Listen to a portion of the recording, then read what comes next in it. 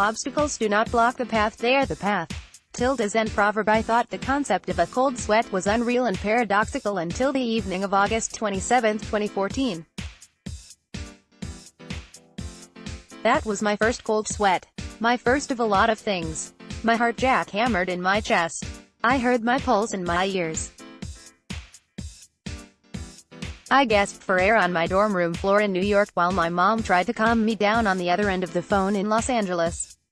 It's just a panic attack, sweetie. Just breathe deep. No, I thought. Panic couldn't possibly evoke this kind of physiological response. My arm hurt, my chest hurt.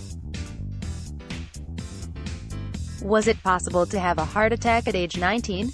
I didn't sleep for days after that. I was afraid I wouldn't wake up again. Every night, I would set my laptop on my nightstand. A close family friend with insomnia agreed to stay on Skype with me all night long while I slept so that I wouldn't feel so alone. She stayed up with me 3 nights in a row. I stopped attending classes, social functions, and missed almost the entire first week of my sophomore year of college. Finally, on the night of August 31st, I decided to take a walk with some friends. Those same feelings as that night in my dorm room came over me. They took me to the emergency room. An EKG, blood pressure test, and Xanax later, the doctor came in. Tell me a little bit about what's going on with you. Well, I keep feeling like I can't breathe. Sometimes my heart starts to. No, he interrupted. Tell me what's going on with you. Not your body. I looked at him perplexed for about 10 seconds, and began. I told him that my father died suddenly in a hit-and-run crash in December. I told him I had to come right back to school afterward because my scholarship was riding on my attendance. I told him how heartbroken, lost, and alone I felt living on the opposite side of the country, away from my family, during the worst period of my life. He told me what I had been vying to hear for months. You need to go home. Without argument, I nodded, went back to my dorm room, and told my mom to book my flight. I knew I had to go home, but hearing that vocal validation was what I truly needed. Within minutes, months of torment and post-traumatic stress melted into relief. Unfortunately, while the doctor told me what I had been longing to hear, he also diagnosed me with generalized anxiety disorder and panic disorder.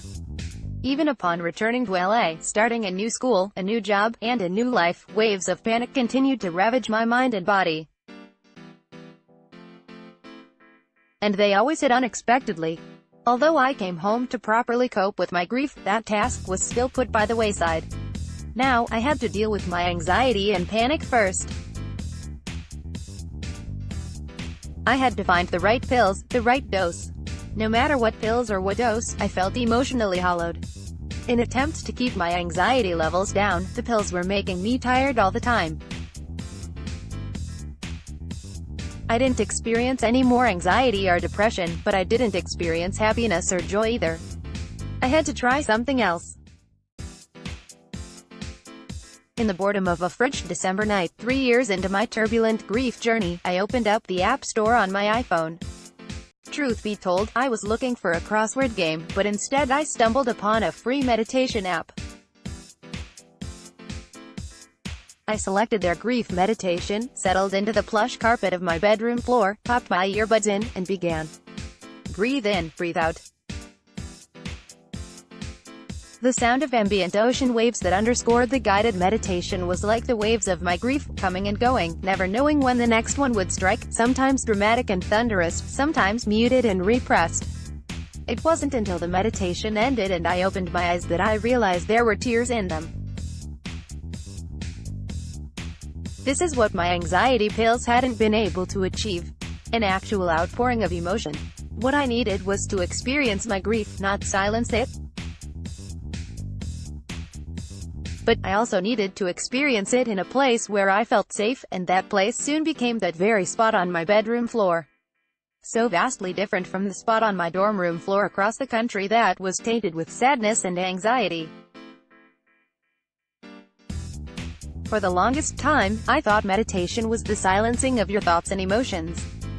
I couldn't have been more wrong.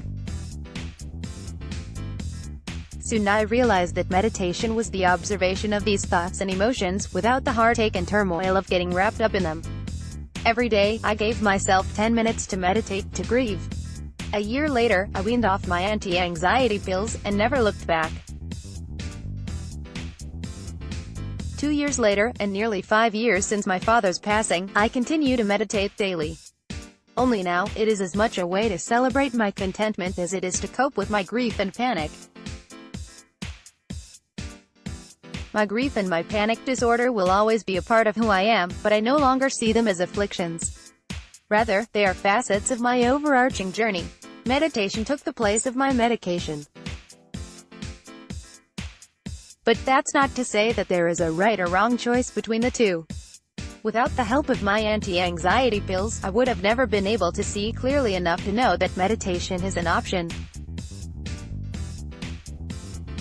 There is no shame in needing the help of a pill, much like there is no shame in needing the help of a mindfulness practice. A practice that has taught me acceptance is the most critical part of our journey. So I began to accept. Accepting that pain, panic, and pills were part of my journey to peace. Accepting that grief is not something you live through, but something you live with. Accepting that all of these things were the path